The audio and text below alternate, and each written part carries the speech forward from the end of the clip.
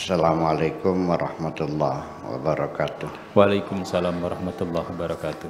Bismillah tawakkaltu ala Allah, la haula wa la quwata illa billah. Asyhadu an la ilaha illallah wa asyhadu anna Muhammadar Rasulullah. Allahumma salli ala sayyidina Muhammadin wa ala alihi wa sahabatihi ajma'in, ma ba'd. Kemarin sudah kita katakan bahwa kekasih-kekasihku, kata Allah, itu tidak pernah punya pendapat. Kalau ditanya gimana pendapat Pak Kiai, duka. Jadi kumaha, terterang. Tadi pribet orang ngerti. Lalu bagaimana? Enggak tahu dah. Tidak akan pernah memberikan pendapat mereka. Kenapa? Karena mereka sudah menyerahkan hak pilihnya sepenuhnya kepadaku. Mereka sudah tidak menggunakan hak pilih lagi, sudah diserahkan kepadaku semuanya itu. Sesuai dengan firman Tuhan, innallaha yakhluqu ma yasha'u wa yakhtar, maka lahumul khiyarah. Allah yang mencipta dan Allah yang memilih. Mereka tidak punya hak pilih, maka lahumul khiyarah. Ini ayat faktual, bukan ayat teoritis. Ya, secara fakta kita tidak punya hak pilih dari mulai lahir sampai mati, itu bukan pilihan kita kok, faktanya begitu, betul nggak? Teorinya kita memilih, tapi faktanya boleh nggak kita milih mati? Boleh nggak kita beli racun? Boleh nggak beli tambang? Boleh nggak nembak apa sendiri? Kita lahir dulu ditanya nggak? Ya udah. Fakta kan begitu. Tapi orang diajak berpikir secara faktual, nolak. Tapi kan kita bisa berusaha, ya silakan usaha. Sampai para kiai sendiri terjebak. Ya, kiai zaman sekarang harus kaya supaya dihormati orang. Kalau miskin nggak dihormati. Saya bilang, yang menghalang-halangi kamu kaya siapa? Ya silakan kaya lah. Saya katakan, Anda silakan kaya bebas. Terus kaya nggak? Ya, nggak ngerti gitu. Bicara secara teoritis atau faktual. Secara faktual kita tidak bisa memilih kok. Warna kulit saya ya bukan pilihan saya. Ya. Ibu saya bukan pilihan saya. Kalau saya disuruh ngisi daftar formulir kehadiran, saya milih dari anaknya Butin kok. Siapa ibumu? Sok milih. Ibu Tin Soeharto. Langsung punya pabrik mobil saya. Iya kan? Itu seperti itu. Terus selesai udah. Oke. Hari ini kita poin berapa nih? 196.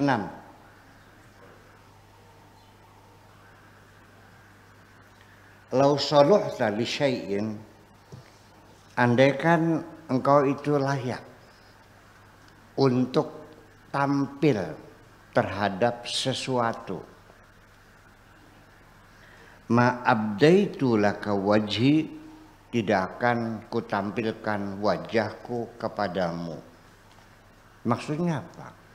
Kalau engkau layak untuk sesuatu, pasti tidak akan kutampilkan wajahku kepadamu. Kalau peribahasa kita mah bukan peribahasa ya, ungkapan bahasa Betawi. Jangan sok jual tampang lo, lu nggak cakap ngapa kok tampangmu.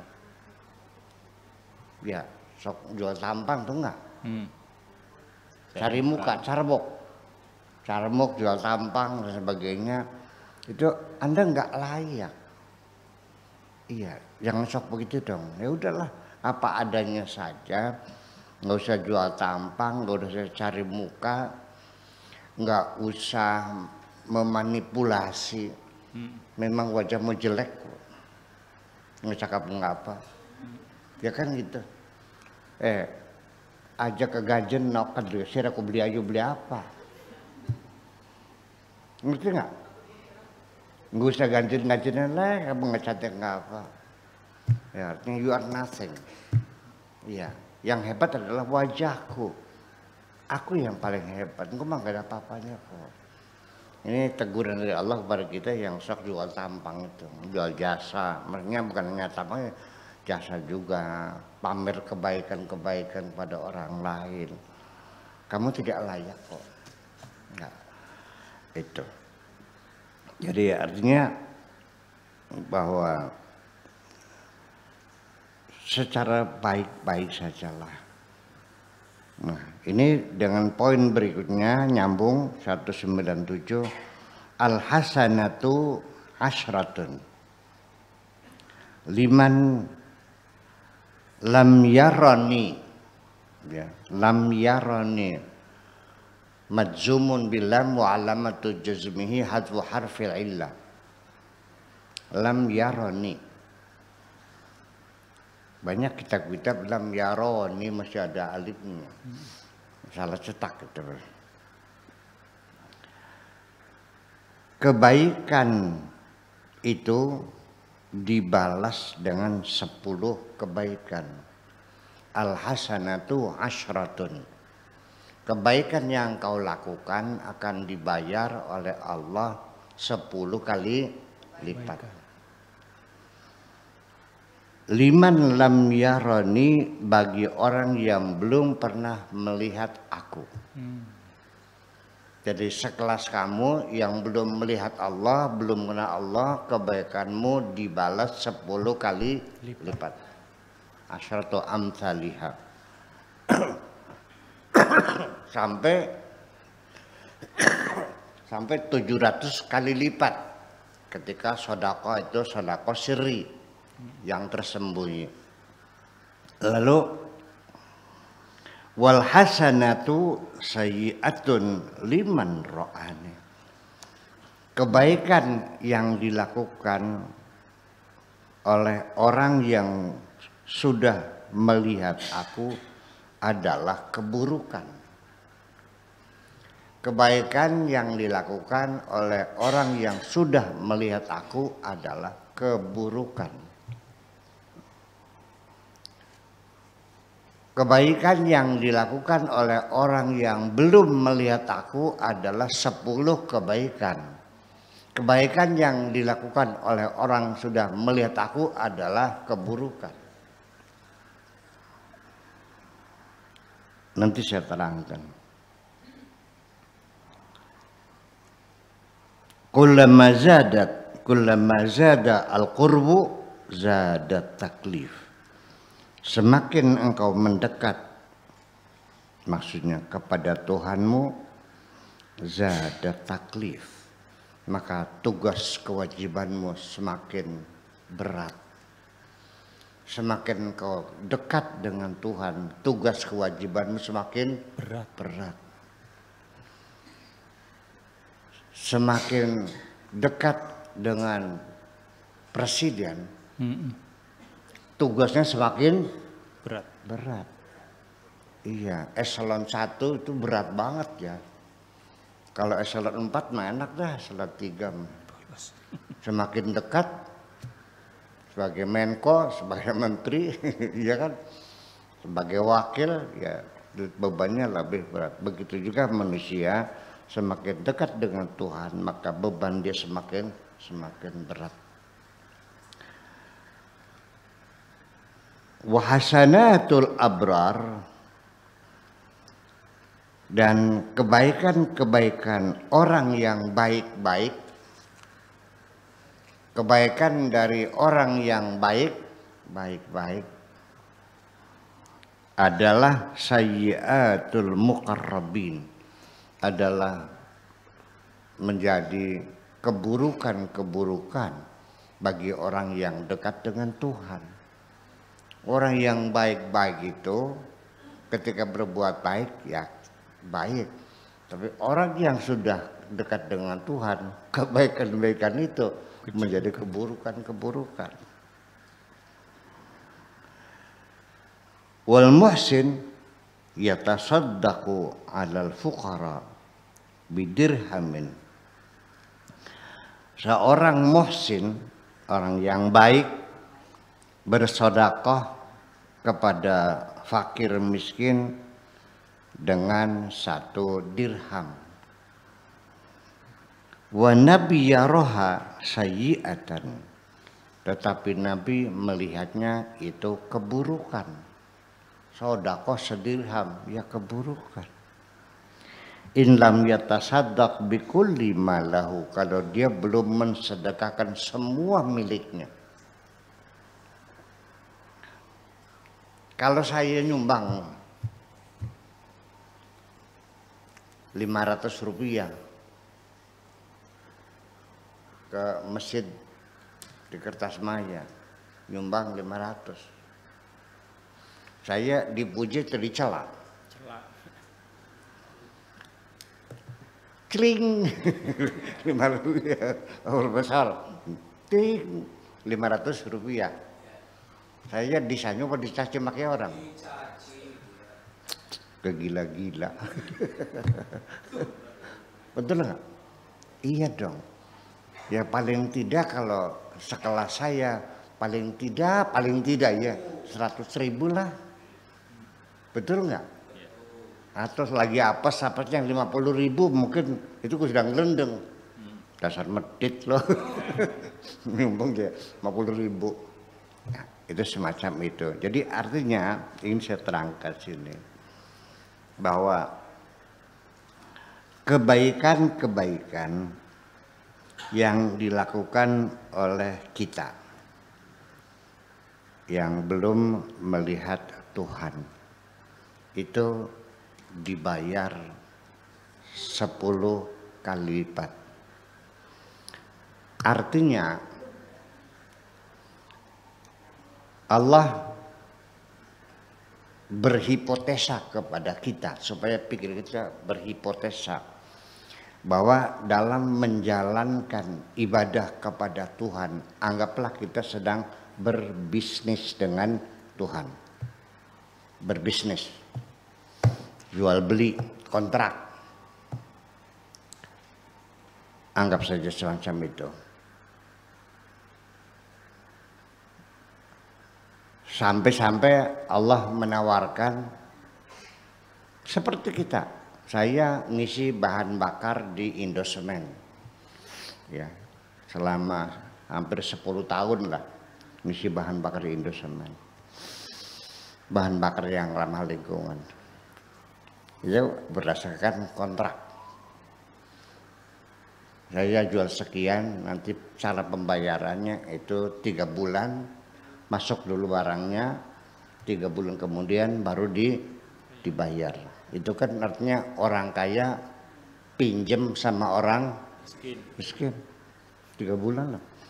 Saya kan bayar bunga di bank nih 1,3% sebulan. Berarti kan 4% satu selama 3 bulan tuh, betul nggak? Nah, Allah juga sama mengatakan, kamu mau ngasih kredit nggak sama gue ini? Mau ngasih kredit nggak? Man dzalladzi yuqridullaha qardan hasanah.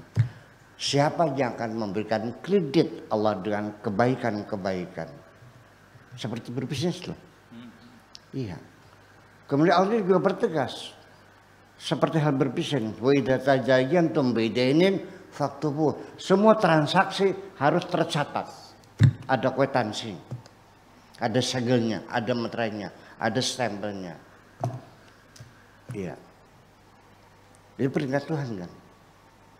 Jadi kita dibawa kepada kondisi suasana berbisnis dengan Tuhan. Itu yang perlu diyakini.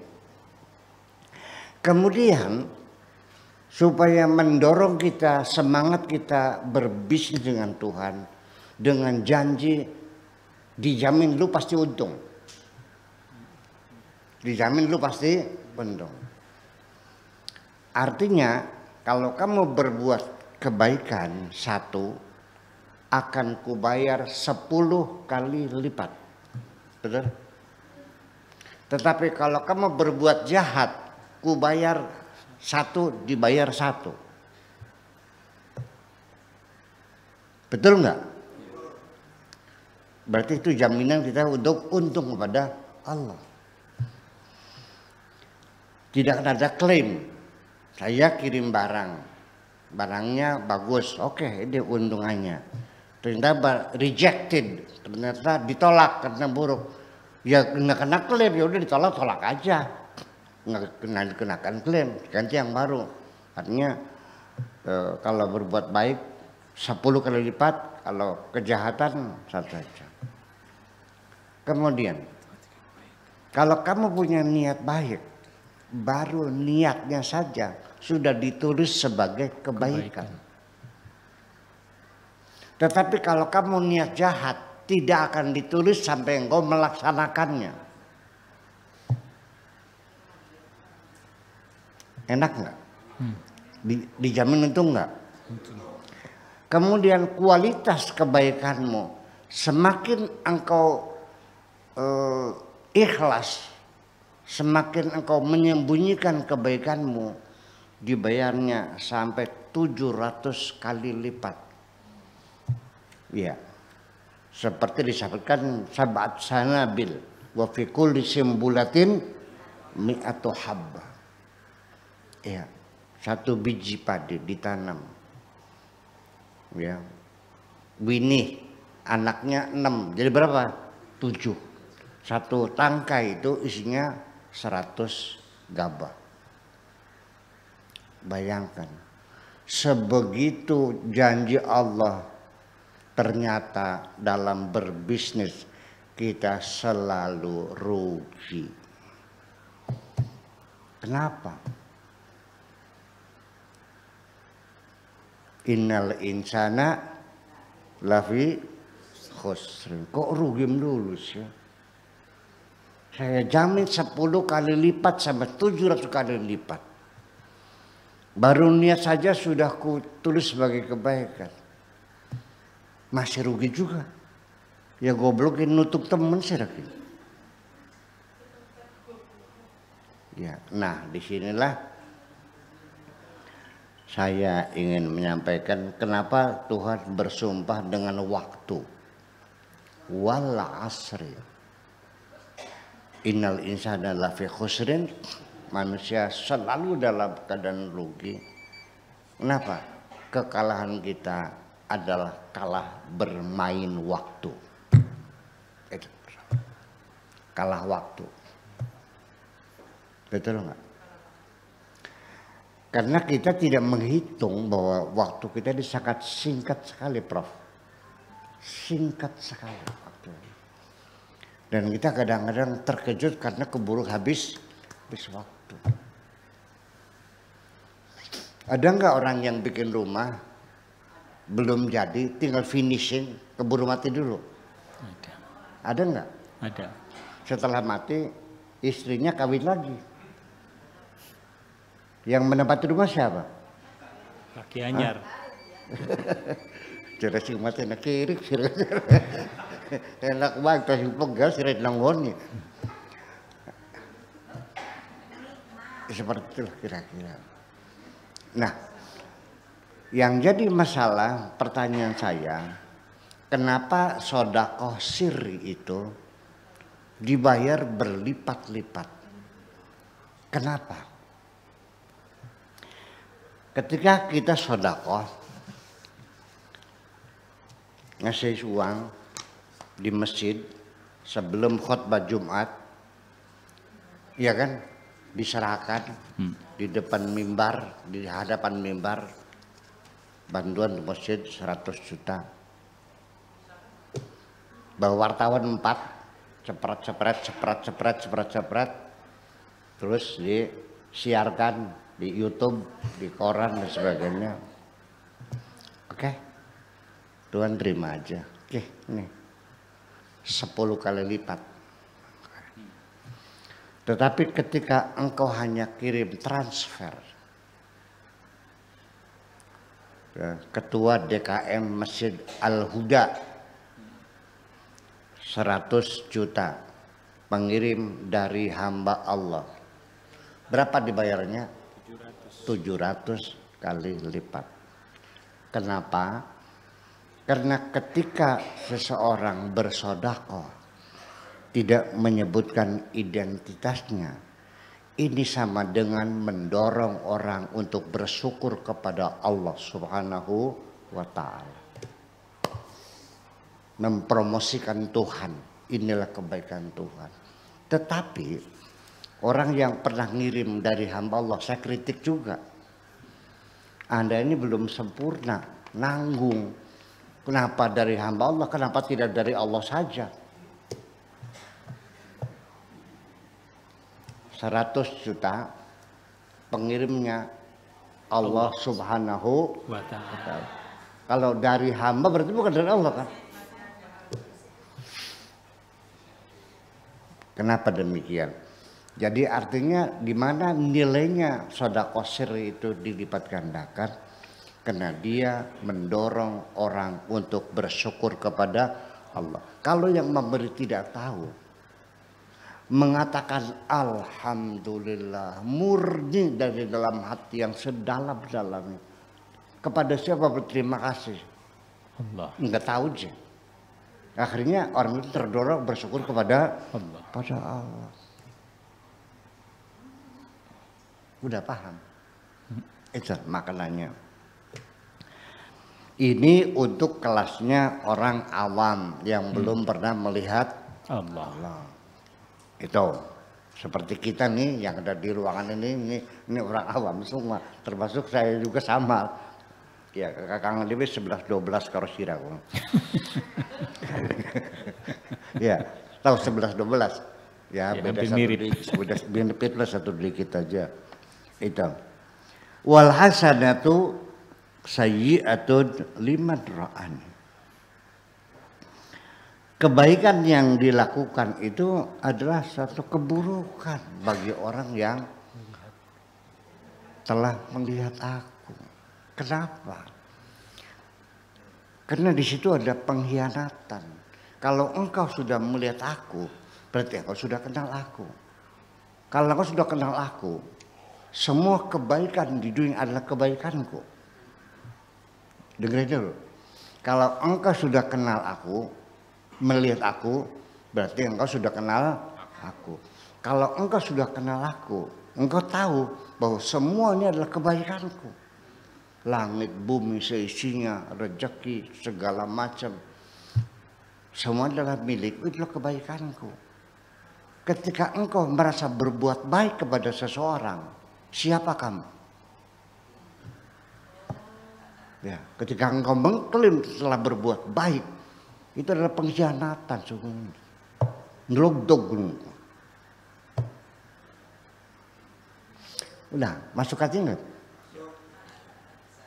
Sudah masuk pikiran enggak? Sudah masuk hati belum? Iya. Kalau enggak masuk hati, yang penting masuk pikiran aja dulu. Mudah-mudahan setelah masuk dalam otak kamu lama-lama turun ke hati. Mudah-mudahan, amin. Iya, jadi artinya kenapa menjadi kejahatan? Karena engkau mengklaim kebaikan orang untuk dirimu sendiri. Sama saja dengan Pak Afkar, tolong dia sampaikan uang untuk Pak Ibnu 10 juta. Kasihan dia lagi susah. Pak Ibnu, nih uang dari saya.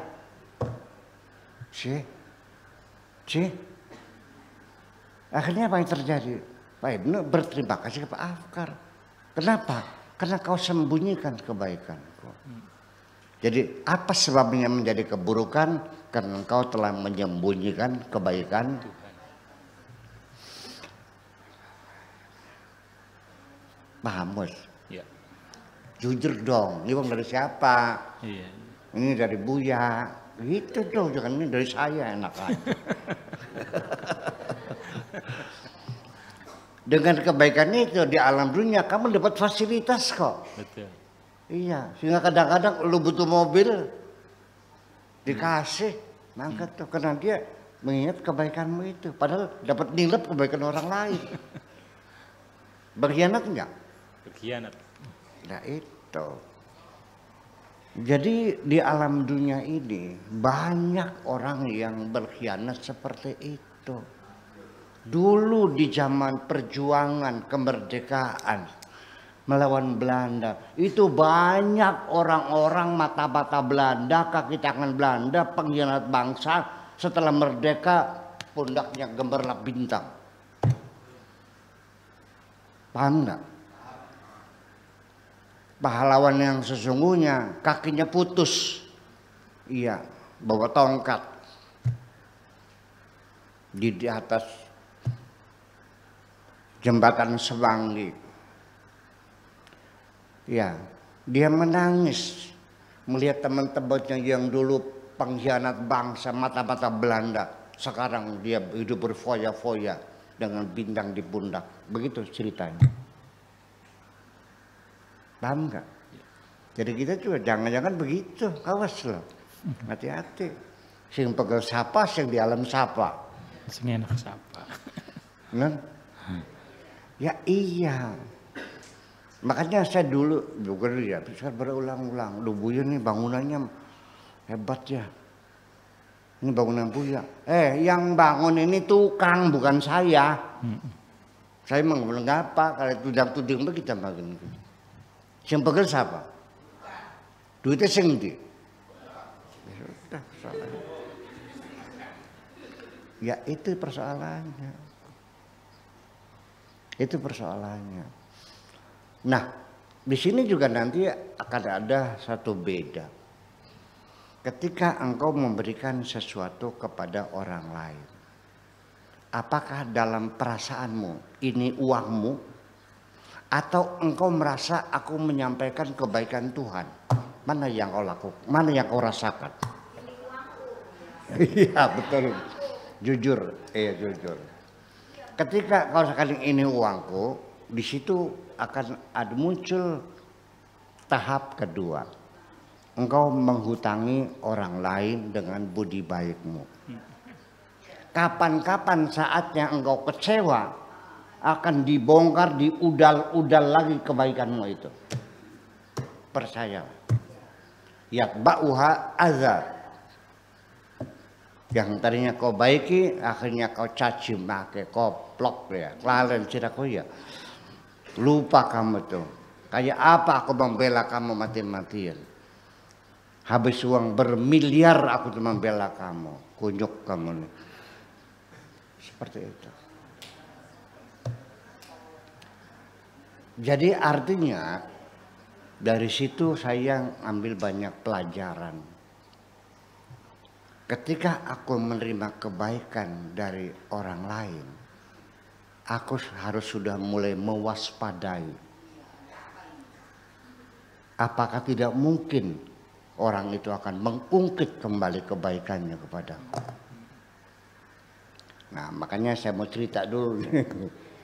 Lihat jamnya berapa. Ini enak-enak ngomong akhirnya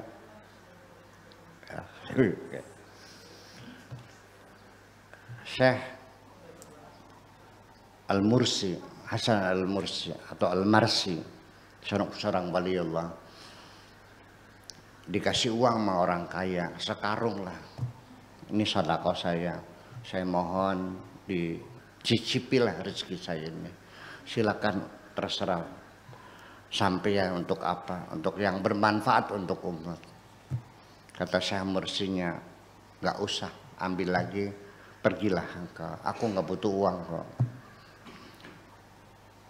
Ini hasil usaha, ini uang halal. Aku tahu ini uang halal. Aku nggak butuh duit. Udah pulang lagi, ambil aja uangnya. Sampai nangis tolong, enggak. Sehingga akhirnya oleh seorang murid yang namanya kalau nggak salah Malik bin Dinar waktu itu, Syekh Mursi, orang kaya mau sedekah sampai nangis kau tolak. Padahal aku tahu engkau juga sering minta tolong sama orang lain kok. Jangan sok sombong dong Buya. Saya juga tahu kamu sering minta lauk pauk sama Kang Benu kalau sore. Iya. Jangan sok sombong sih. Dijawab oleh Mursi. Memang aku sering minta uang sama teman-teman saya. Karena saya sudah yakin dia sudah kenal Tuhan kok. Dan pasti dia tidak akan menggugat kebaikannya. Tapi orang kaya ini belum kenal Tuhan. Kapan-kapan dia akan mengungkit kebaikannya kepada aku. Itu yang jadi persoalan. Jadi jangan keburu senang ketika engkau mendapat kebaikan dari sesama manusia. Kapan-kapan orang yang berbuat baik itu akan menyakiti hatimu. Makasih gitu aja.